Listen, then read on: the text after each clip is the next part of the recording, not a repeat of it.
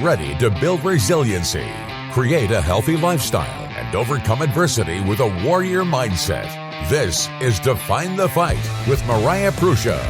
Hey everyone, welcome to Define the Fight. We are back on this Monday morning, and we talk about BAs every once in a while, and I've had Navy SEALs on the show. I've had individuals who have broken world records, and now I am bringing today an amazing female who is clearly challenging herself in all realms from cold to heat. Rachel Utek is a lifestyle endurance athlete. She works full-time, co-owns 2 businesses, and runs ultra marathons in her spare time. So her passions are polar opposites: endurance racing in the Arctic conditions, operating farm-to-bottle businesses that thrive in the heat of the summer. Plus, she is a 7-time competitor, but 4-time finisher of the Arrowhead 135-mile race held in January from International Falls, Minnesota to Tower, Minnesota, where she is the first female foot division to finish unsupported. I tell you what, the accolades go on and on and on, which is great because you know what, Rachel? If you don't challenge yourself, how do you really know where your limits are or where is that red line? So first and foremost, thank you so much for coming on the show today. Yeah, thank you for having me.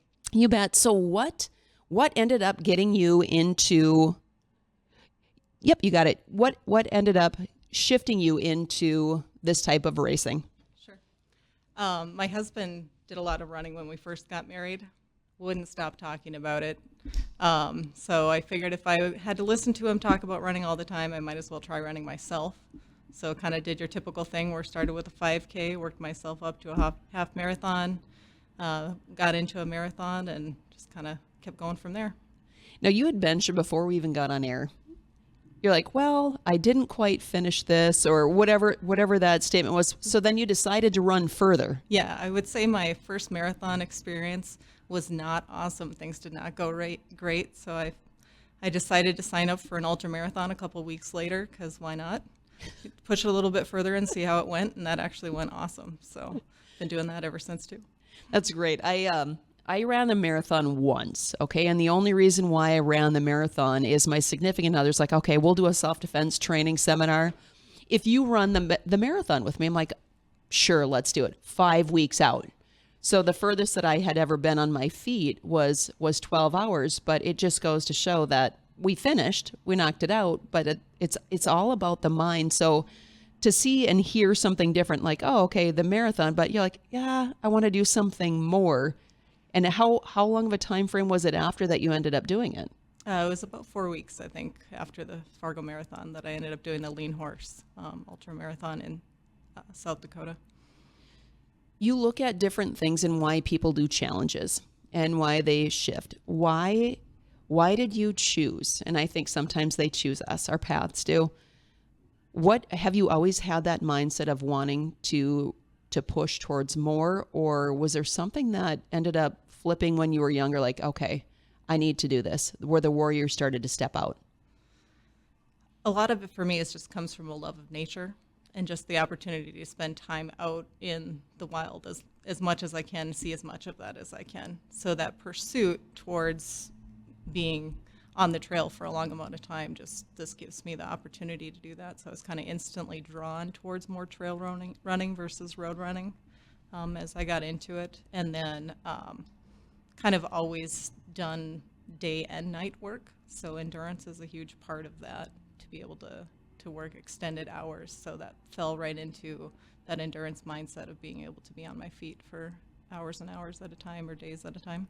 So you've done 7 different arrowheads, and you said you completed 4. What different temperatures have you faced during that time frame? Sure. So my first year at the Arrowhead 135, it actually snowed a foot during the race. And just to kind of give you a perspective, this is an event where you're required to drag your survival gear with you. The conditions are so severe that you need to be able to self-rescue. So you carry a sleeping bag, the ability to make fire, just everything to keep you warm and sustained for a minimum of a day before rescue can get to you, or you can self-rescue by getting yourself off the trail and into more of a civilized, established area it's a pretty remote area, so that can take a while. So that first year it snowed a foot, and it was about 25 to 30 degrees above zero. So that was complicated because of high humidity, very damp clothing. When you're moving, dragging weight, you're putting off a lot of sweat. So that was kind of its own danger zone. And then I was also there during the polar vortex. So that was very, very sub-zero. I think day 2 it got to 60 below that year. Wow. And so that's a really weird experience when you're eating food on the trail that's actually colder than your deep freeze, and food shatters at that temperature. So fabrics also get fragile. You have to worry about tearing fabrics. Zippers don't work the same way. Water freezes really quickly. Batteries freeze for headlamps, things like that. So just kind of this whole wild range from 30 above, and we've been rained on during the event, and then, crazy sub-zero of 40 below and more. I can imagine. I just think of when we go outside briefly from our vehicles to go into our homes or into an office, and 40 below, right? This is kind of norm in North Dakota, Minnesota area.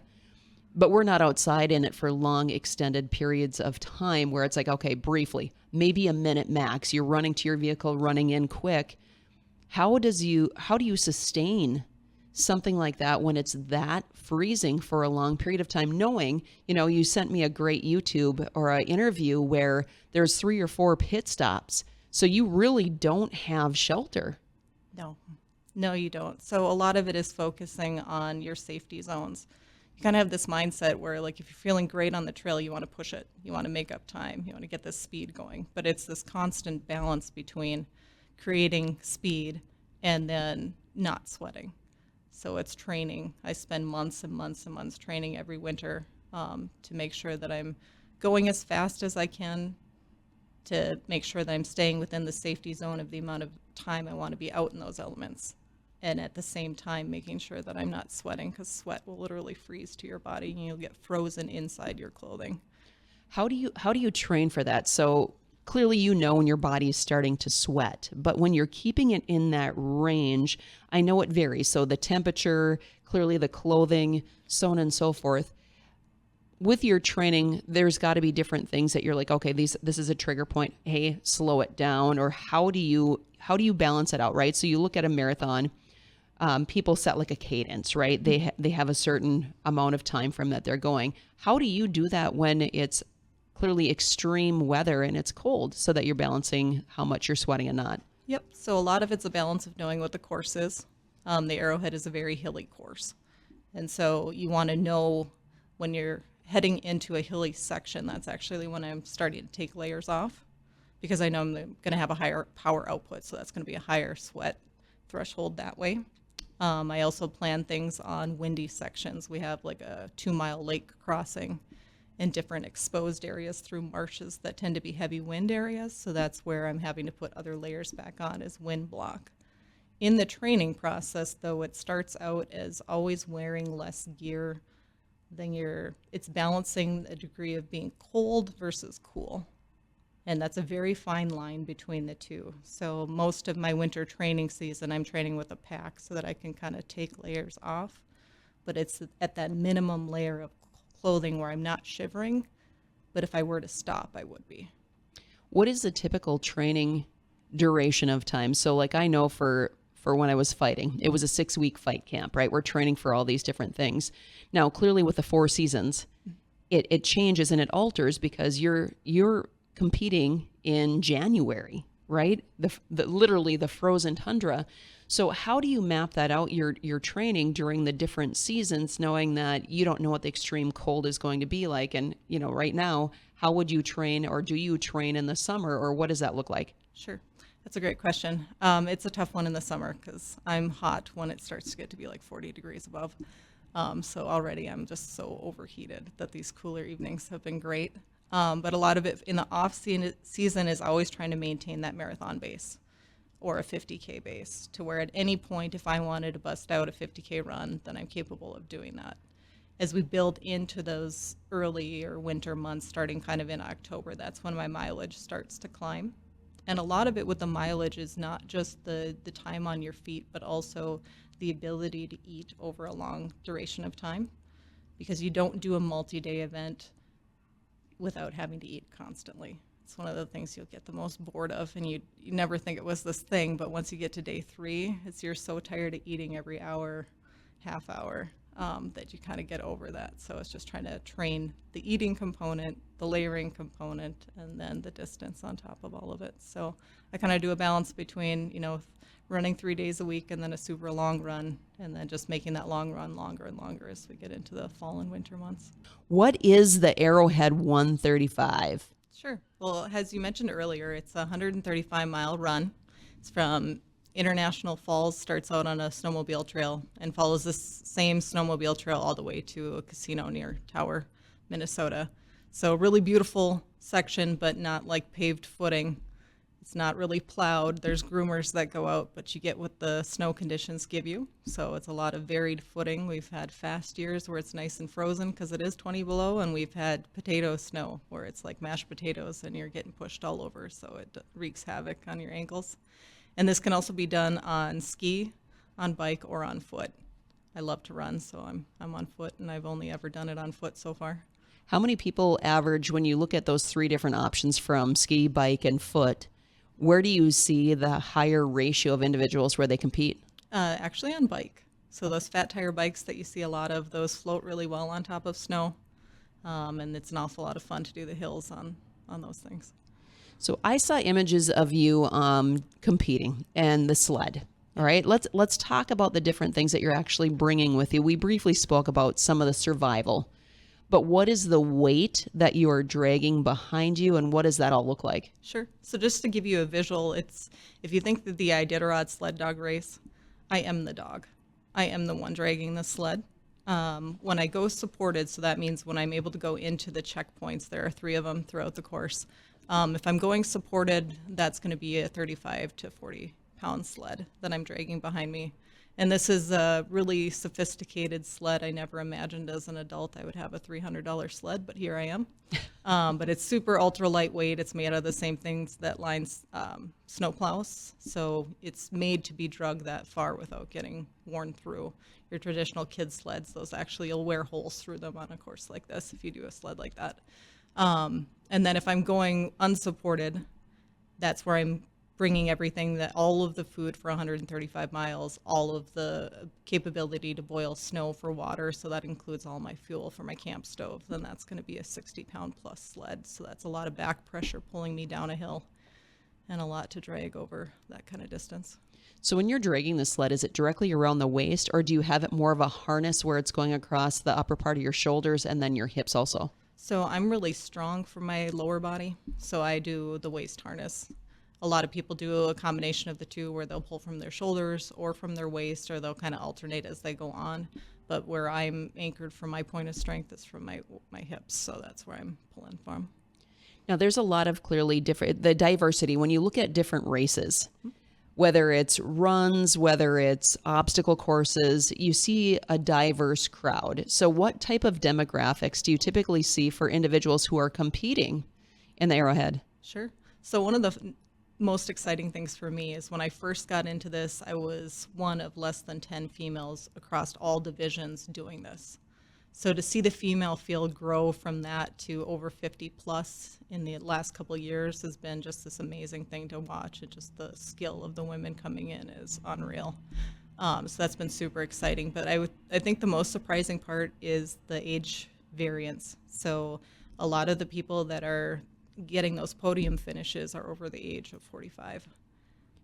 When you dove into the Arrowhead, right? So clearly people have to start somewhere, right? When you're looking at different age ranges, how did you find out about the Arrowhead? And then clearly not knowing much about it except for probably reading, watching videos, I'm assuming you had to reach out to try to find a mentor or a trainer, or did you just kind of like, all right, well, I'm just going to do this and go off of video? Sure.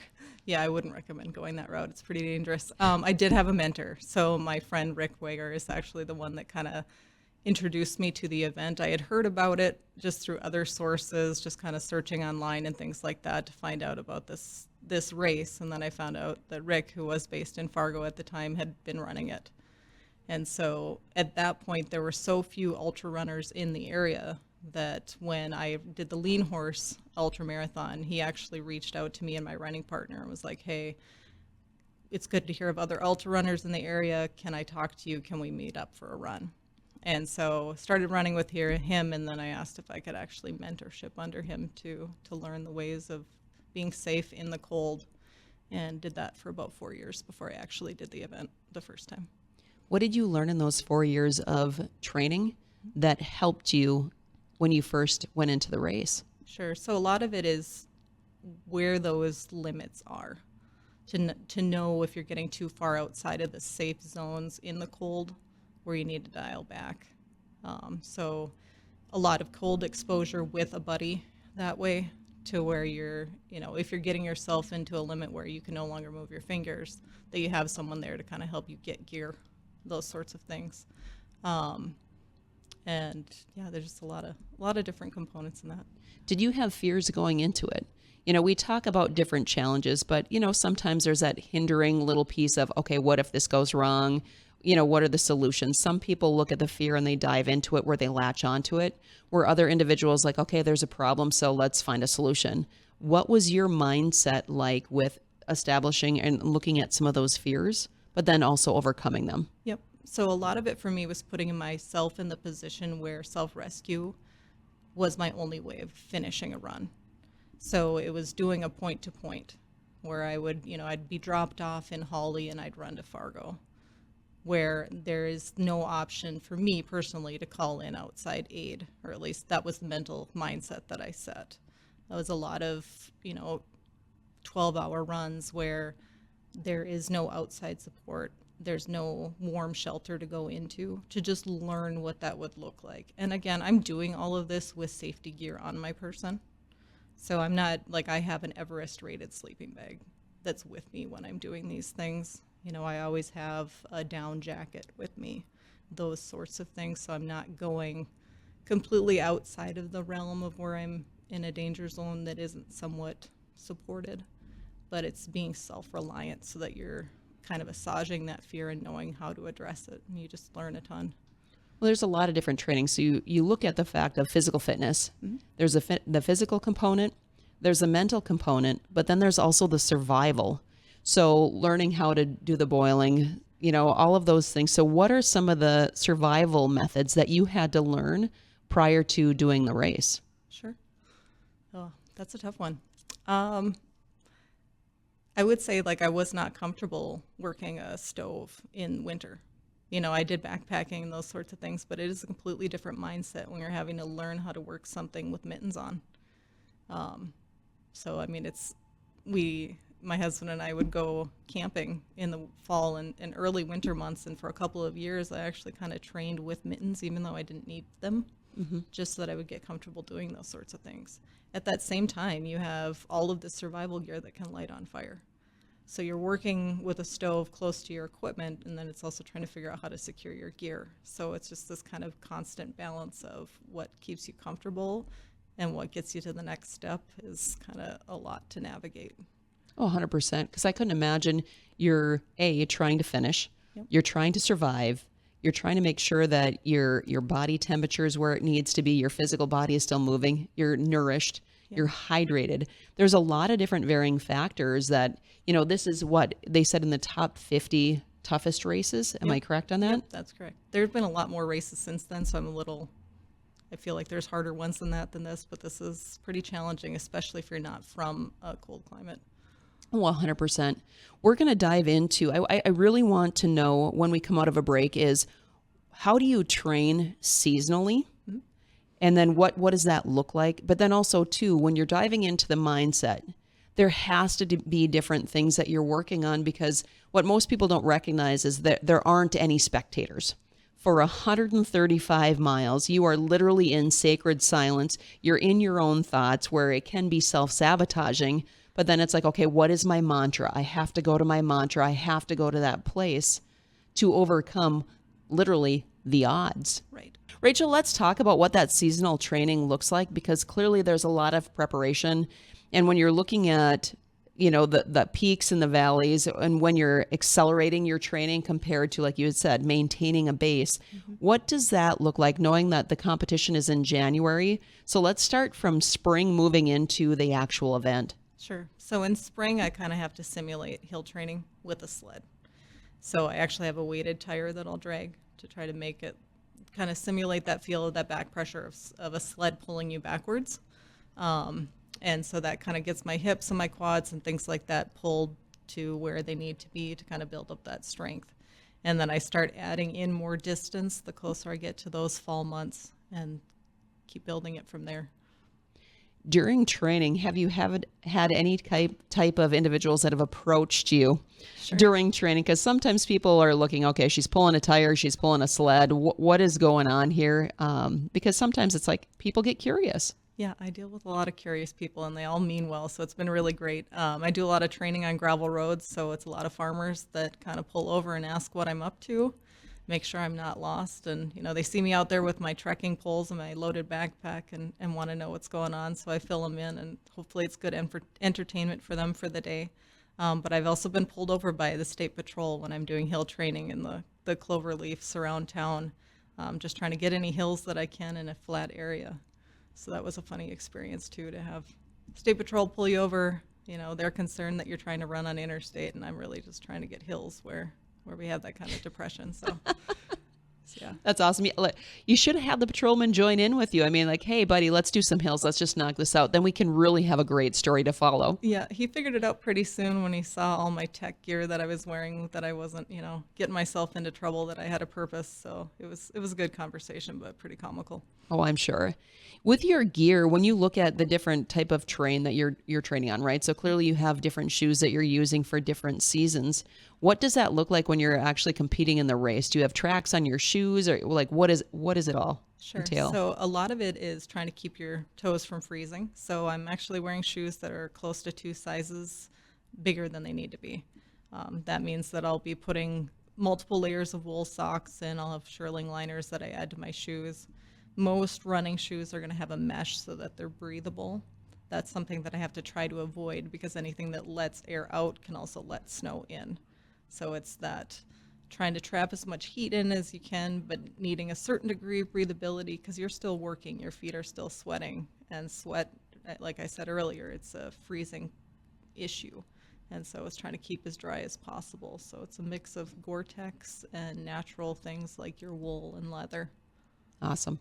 So coming into the fall, you're talking about doing hills, so on and so forth. When you start prepping and building, right? So you're coming out of that foundation, and now you're really literally in the fight. Yep. What does your training look like for hours per day? And then how does it shift so that you're not overtraining or, overcompensating in certain areas to reduce injury? Sure. So since the run goes continuously, so I've got 60 hours to complete 135 miles, is trying to train different hours of the day at the same time I'm training distance. So I'll get up to a 12, 14-hour run in a single shot. And I'm trying to build in when I feel I'm going to feel the weakest or most tired. So a lot of that is when I get done with my day job, I'm getting all of my gear together, and I'm heading out the door right then to run through the night and into a morning, because that's, trying to train my body what it is to, when you want to wind down, when your body's used to going to bed at 10:30 at night, to push through that, what your default is and how your body tries to wind down for a night, to continue to push through a night and then wake with the sunrise when you're on the go. How do you balance your training with your job and your businesses? Because you're talking about, hey, I'm working a full-time job. Yep. Plus you're training and you're trying to get X amount of hours in. Where do you sleep? I mean, it doesn't sound like you're getting a lot of sleep sometimes during that training. No, I don't. It's literally trying to fit in runs whenever I can. Sometimes that's commuting on foot so that I'm at least getting a run in before and after work before I start my next job. I have the benefit of the businesses that I own. Everything I do is heavy, whether it's hundreds of pounds of sugar or hundreds of pounds of peppers. So it's everything I lift is also adding to my strength base. And the part with endurance that I don't think a lot of people understand is it's not just cardio. There's a tremendous amount of strength needed to do these sorts of things, because as your body goes further and further, you need every muscle to try to keep you upright. It's why you see some people that get to an end of a marathon and they're kind of hunched over because their core is kind of given up because they haven't built up that strength everywhere. And so it's always interesting for me because the most sore thing at the end of these races is actually my arms, from using my trekking poles to pull me up and over these hills again and again and again. When you're training and then when you're actually in the race itself, what is the average caloric intake that you're taking during the race? If I'm lucky enough to feel like I can eat the whole time, I'm shooting for like 100 calories every half hour. And then I build in at those checkpoints where I'm trying to eat a meal that's between 500 and 700 calories.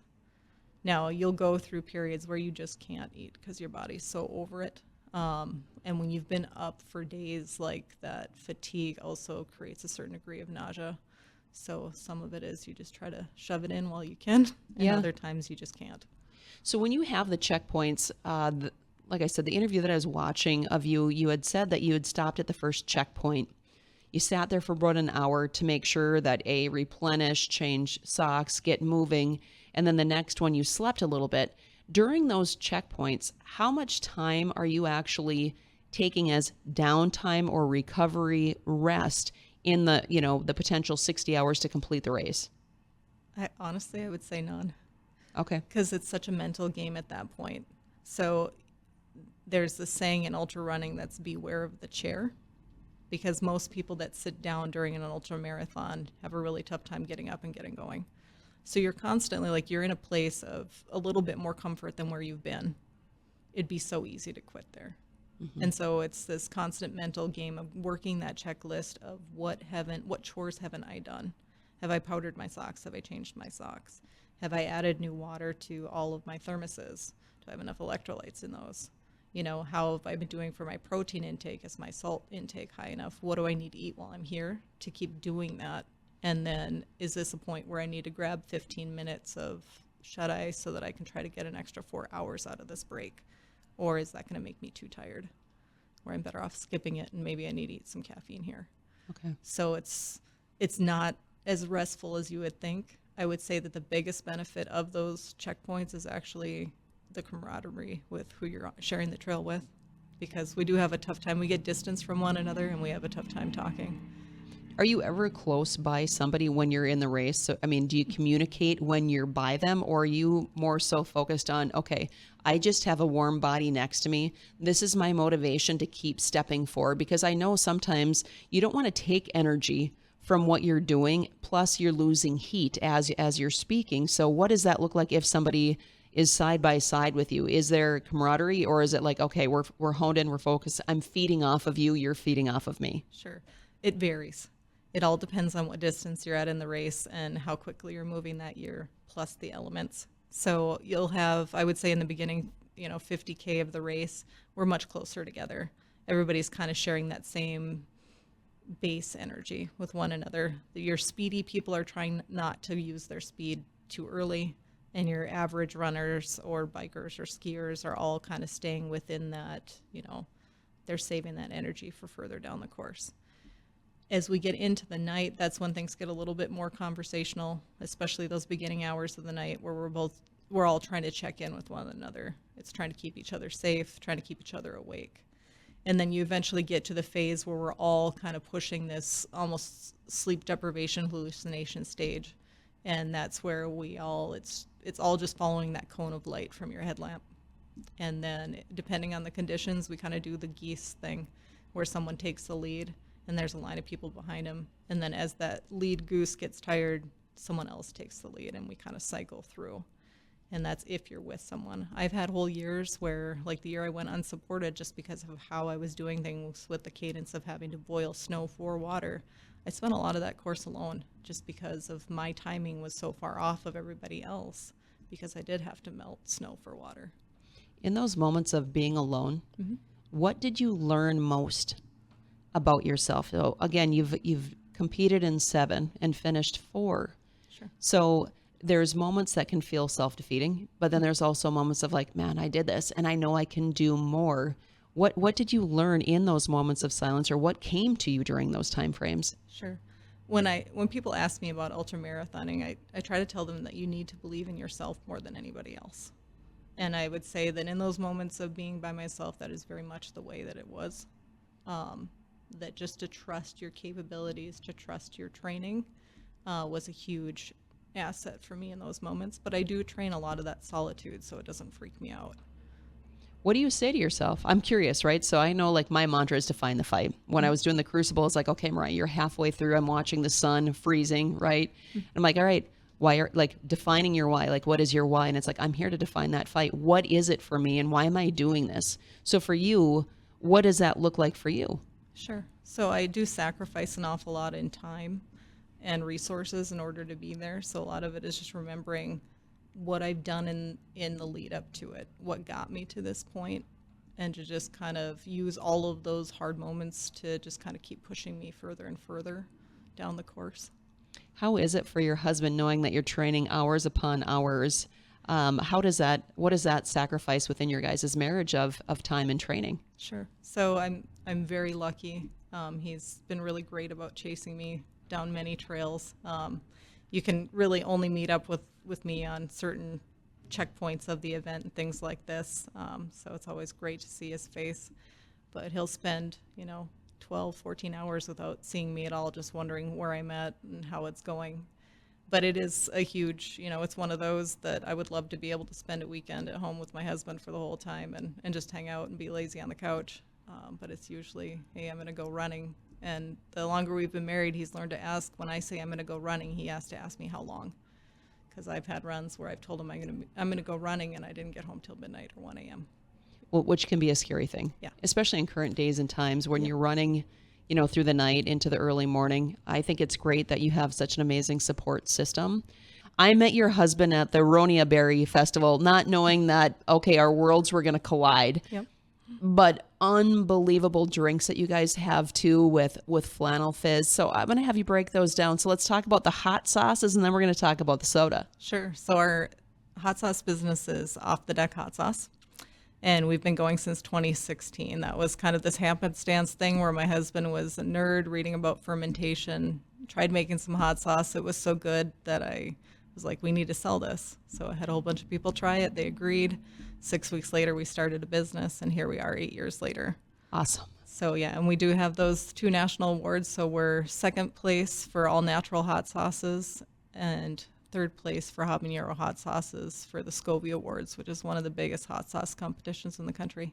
Holy smokes. Yeah, like exciting. Literally smokes. Yeah, I was going to say, it seems crazy for a hot sauce company in North Dakota. Right. But we're pretty proud of that. And everything we do is farm to bottle. So all of my peppers are grown locally. So once harvest hits, it's an endurance feat.